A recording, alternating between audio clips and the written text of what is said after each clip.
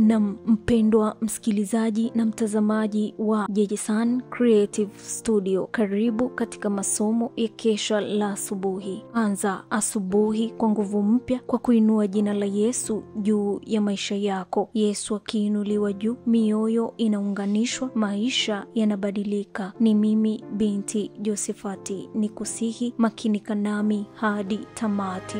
Piga panana ya makelele, Yesu yuaja tena. Ipaza sauti, imba sana. Yesu yuaja tena.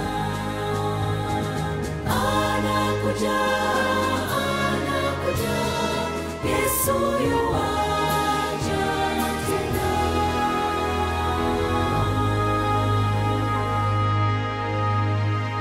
Naam, ikiwa ni Novemba 10, somo linasema walioandikwa katika vitabu vya kumbukumbu vya mbinguni.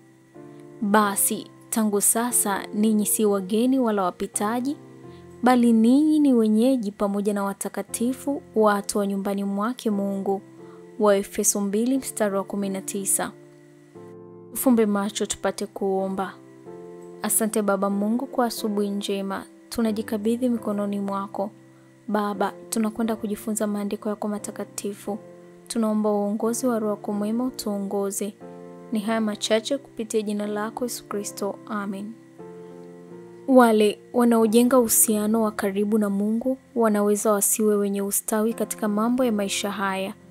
Wanaweza kuwa wanajaribiwa vikali na kuteseka mara kwa mara. Yusufu alichafuliwa jina na kuteswa kwa sababu aliutunza uaminifu na uadilifu wake. Daudi, yule mjumbe mteule wa Mungu, aliwindwa na maadui zake waovu kama mnyama wa porini. Danieli alitupwa katika tundu la simba kwa sababu alikuwa mkweli na asiyekubali kuyumbisha utii wake kwa Mungu.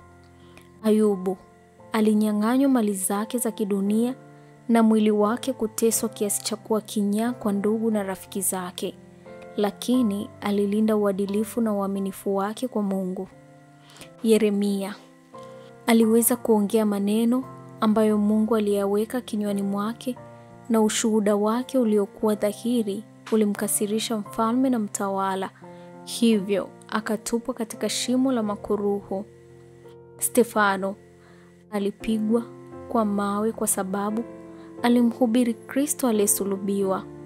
Paulo alifungwa gerezani, akapigwa viboko, mawe, na mwisho aliuawa kwa sababu alikuwa mjumbe mwaminifu aliyepeleka Injili kwa mataifa.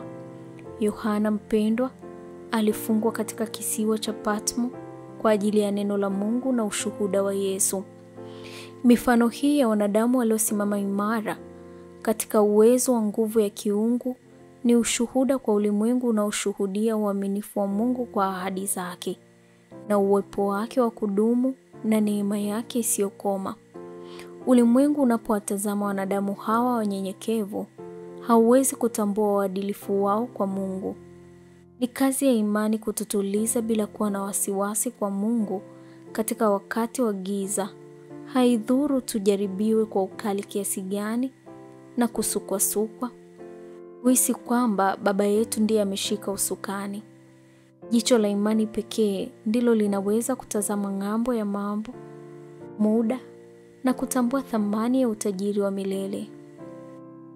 Kamanda mkuu wa jeshi anayepiga mataifa na kutikisa nusu ya majeshi ya ulimwengu, lakini anakufa kwa masikitiko akiwa mateka.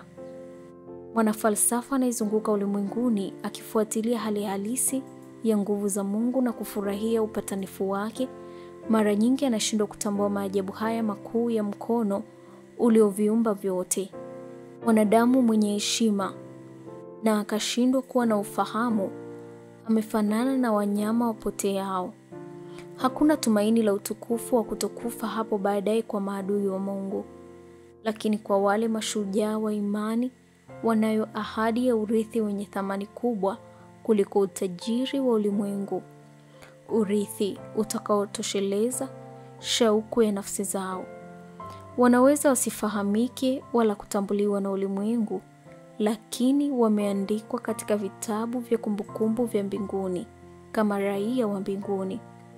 Umashuhuri mkuu, utukufu mkuu wa milele utakuwa thawabu ya mwisho kwa wale ambao Mungu amewafanya kuwa warithi wa vitu vyote. Utasoma Testimonies for the Church gombo la 4 ukurasa wa 525 na ukurasa wa 526. Huu ni mwisho wa somo la Novemba 10, walioandikwa katika vitabu vya kumbukumbu vya mbinguni. Tuombe. Asante Baba Mungu kwa somo hili zuri la siku ya leo. Asante kwa kutufundisha kuhusu mashujaa walioandikwa katika vitabu vya mbinguni. Baba, tunajikabidhi mkononi mwako. Tuwezeshe kuyashinda majaribu yote ya mwovu Shetani na tuweze kuvikwa taji ujapo mara ya pili. Ni haya machache kupitia jina lako Yesu Kristo. Amina.